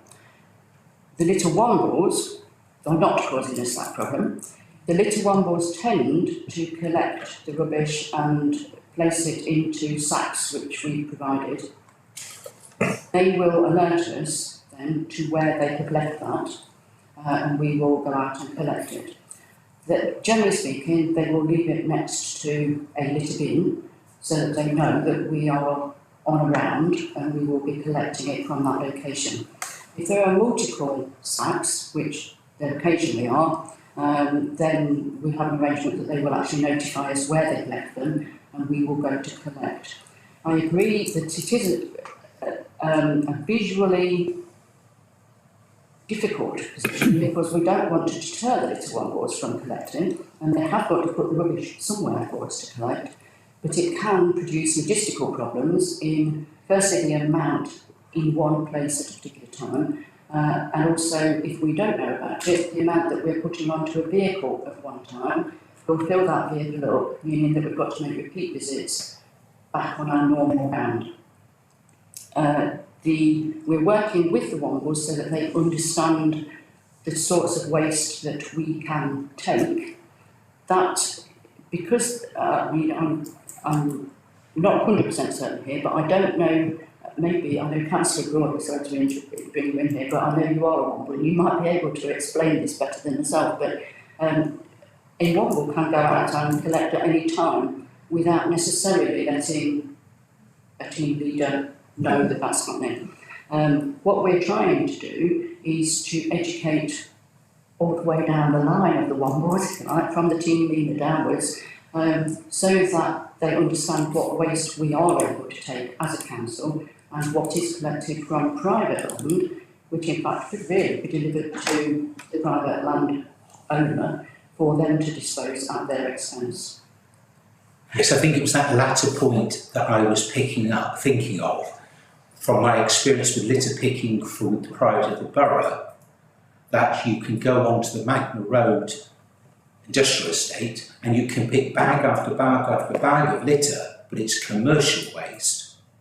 And therefore, that's what I was trying to get at, inadvertently, are they actually collecting commercial waste? And equally, if a household of fly tips drops a bag of rubbish, again, are they being briefed to alert you to the fact that that is a fly tip? And again, I can think of a specific example. When I was at litter picking, been on one road, someone had clearly put a carrier bag full of waste next to a bin, or no, in fact, it wasn't next to a bin, it was next to a post office post box, and there will be a temptation to pick that up. That's what I think I'm trying to get at, is as part of the briefing, are they inadvertently picking up and adding to the problem, and rather than allowing you as officers to deal with fly tipping or commercial waste? We certainly value the contribution that the Wombles are making, and over the last few months since we've taken on the service, I think we've established a much better working relationship with them. There is an education programme in there, and we do brief them. We are aiming to have more briefing sessions so that the information is disseminated from the top Womble downwards, and that everybody understands. We would like to think, yes, that if they're collecting on private land and come across something that has been fly tipped, they would allow us to do that. We may have to get environmental health involved in that situation. Okay, thank you. Sorry, I'll just finish that. I wasn't in any way diminishing the contributions that Leicestershire Litter Wombles are making. They make a tremendous contribution. I was just sort of, as part of what we were saying in section 6.5, just making some observations in terms of moving things forward in a positive way. If I could just make a comment, Chair, I think the issue is, as a head of service, the Wombles work is appreciated. I'm just looking in the inbox here for corporate assets. On one day, on Monday the 6th of June, we had 6 separate sites where the Wombles had been out and collected litter. The consequence of that is that the operative on the route, if he's going to deal with it, has to divert from his normal route. And as you appreciate, we don't collect on a Sunday, so the town centre bins are full. So it has an impact. So all we're asking for the Wombles is to speak to us, to understand what we're doing, to understand when we are in certain areas making collections, so that we can pick it up and it becomes part of business as usual, and we're not having to divert staff either from South Wigston round up to Oadby to pick up something that was picked up there. We just want to try and communicate. Okay, Mrs Broadley. Thank you, Chair. Yes, I am part of the Wombles. Together with my husband, we went out. We do come across, and the Wombles do come across overflowing bins.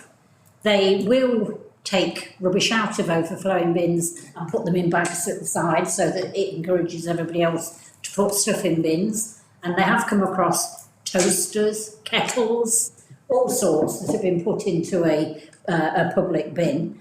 I would hate to see anything discourage anybody go out collecting. A lot of them go out and do perhaps a bit on the way to work, a bit on the way home. We have Charles, who was one of the people that we presented the certificate to, who always does Wixton Town Centre on a Sunday morning. That's his little route that he does. Diane does South Wixton. So there are certain people that do certain things on certain days. Everything that the Wombles do is reported for collection.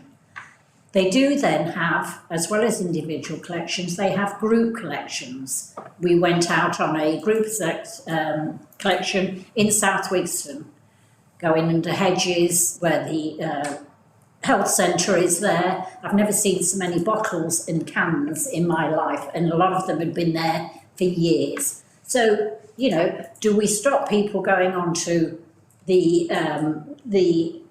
part of it was Bennett Way, the housing's there, and part of it was the GP surgery. Do we stop them going on there because do those cans belong to the GP surgery?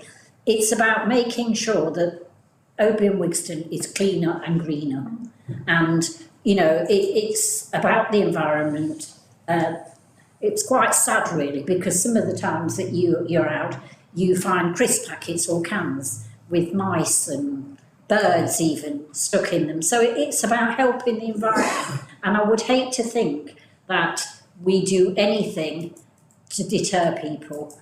I'm delighted that you're going to be working better with them, because that was one when we became a Womble, was because they said they didn't have any reaction with the council.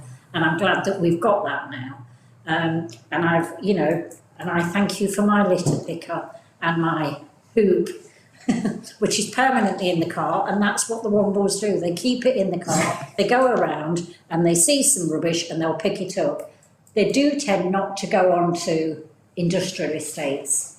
They might do the outskirts of it, but even in Oakley and Wixton, you will come across a tyre that somebody has dumped in a car park. You will come across a mattress that somebody has left in a car park.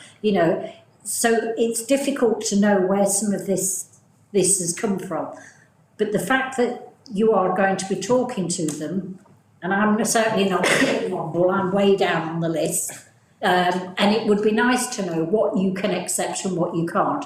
So I think that educating the Wombles as well as educating the public is fantastic. And I will say that they are delighted, the Wombles are delighted with all the extra litter bins. I know that it does cause logistical problems for you in getting them emptied, but they've seen, since those bins have been in place, a big difference. So thank you.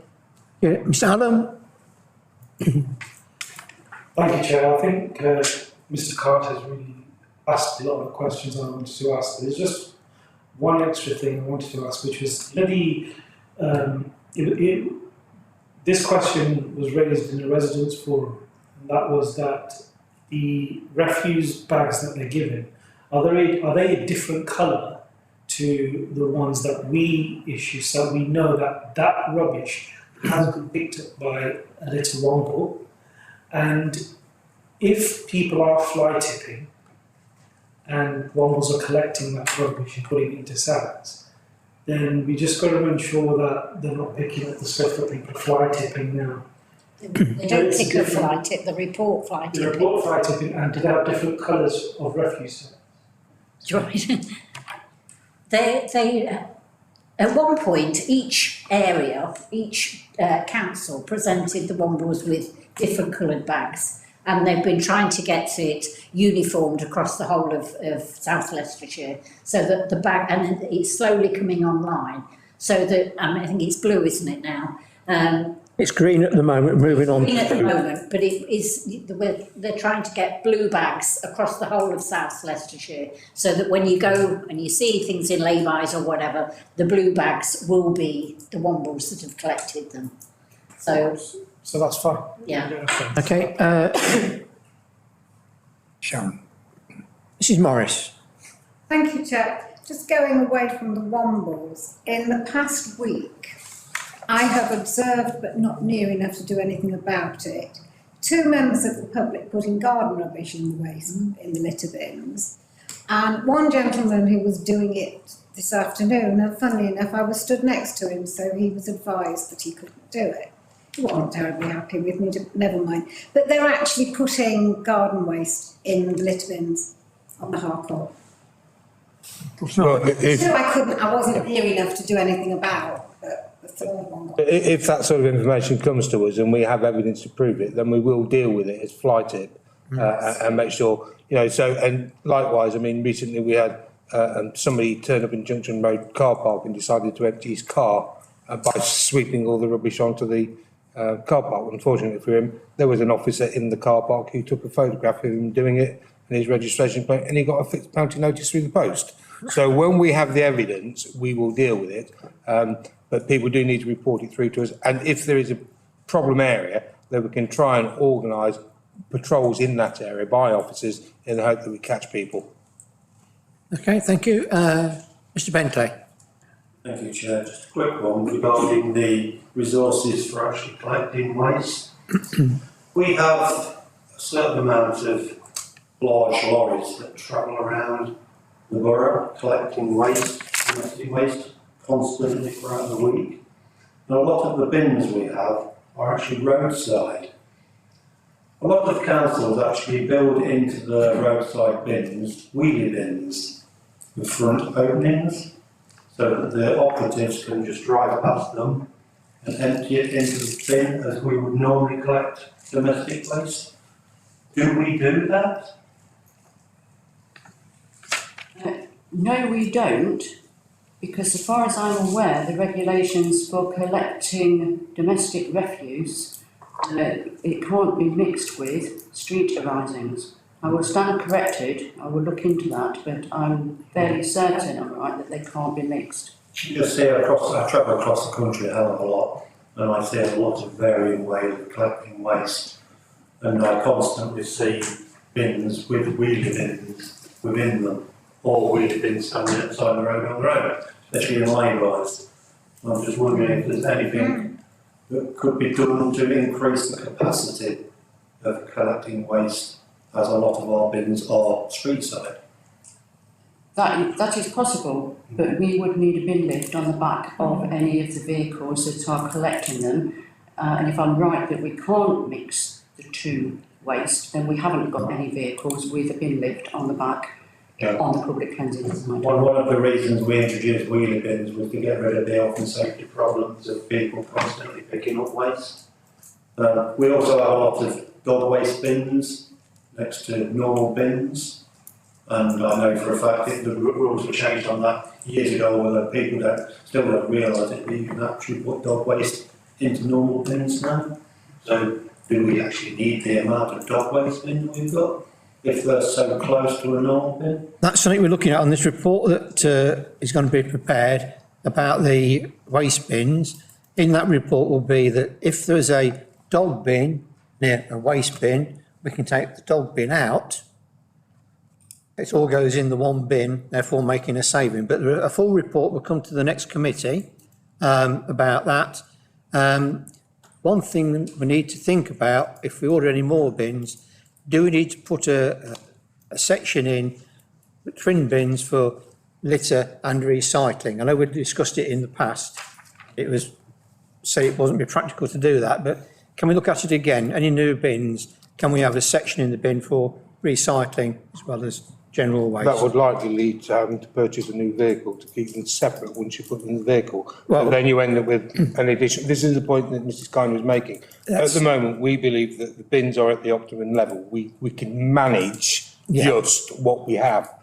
every time you increase the number of bins or the type of bin and the way that it's collected will result in an added cost. Yeah. And ultimately that will have to be an increase in resources to provide the service that you provided. So members need to bear that in mind if they want us to look at. But we are looking at the services it is at the moment. We've got new bins in with a bigger capacity than what was there before. And that, if we can take some bins out of service, when there's two bins close side by side, that should help the service to be more efficient. And if we go to buying more bins, can please look at some recycling section in the bin. I'm not going to say we're going to do it. Let's have a report about it so we know the facts about it. Okay, Mr. Boyce. Thank you, Chair. You've just spent, I suspect, 20 odd minutes talking about the problems created by having bins. Yes. And one of the things we need to actually consider is whether or not we should take bins away.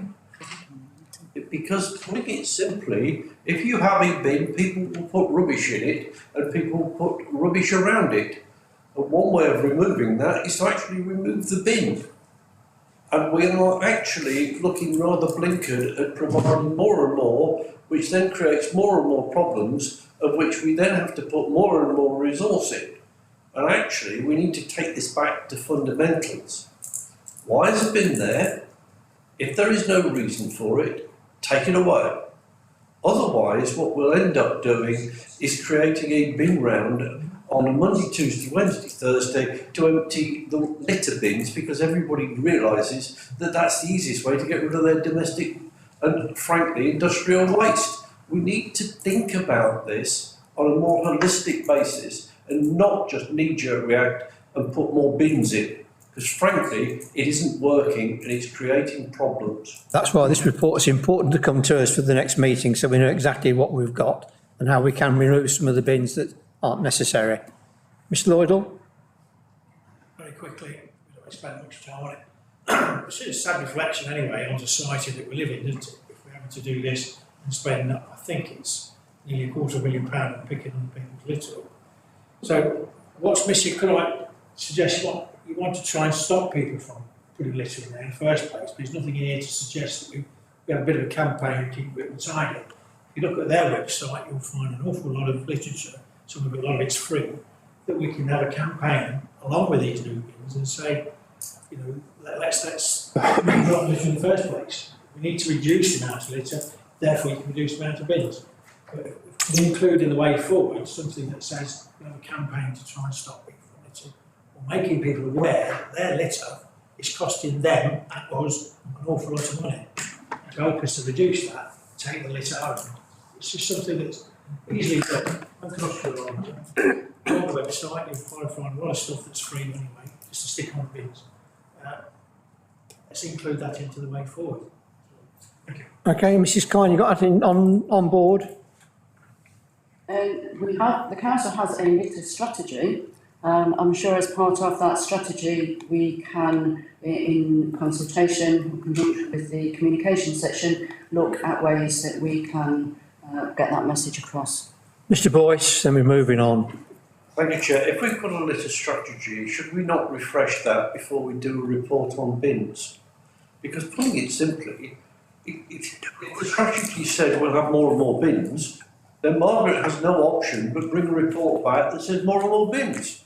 If the strategy is to have less and less bins because we want to reduce waste, then Margaret will bring a report back accordingly. It's the strategy we need to do first, or at least coterminously.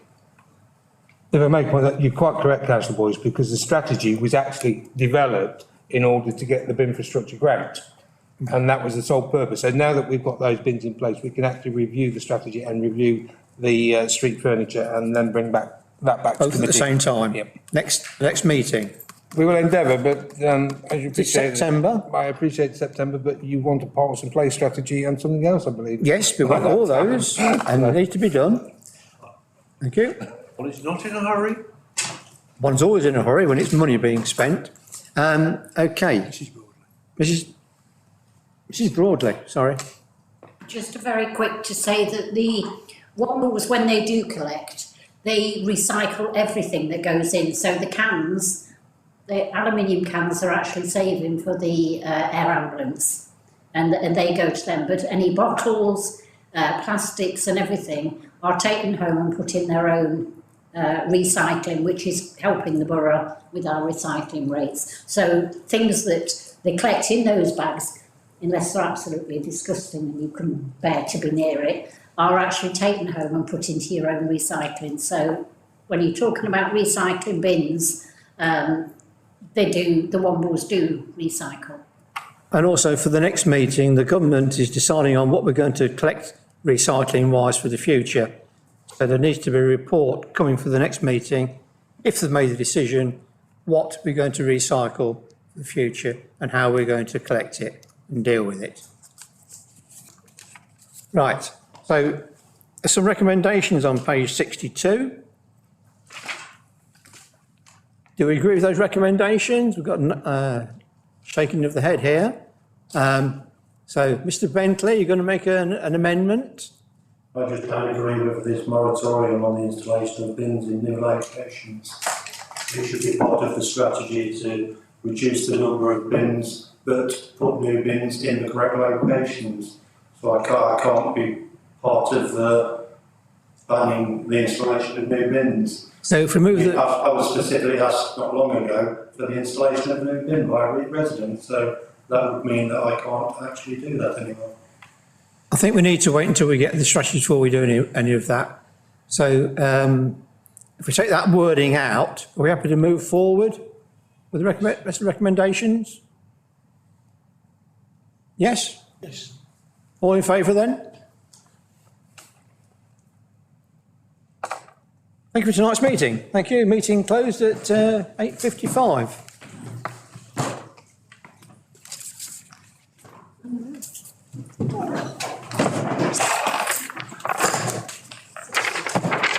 Being too demanding, Councillor Bolton. Too demanding? Too demanding. You can't have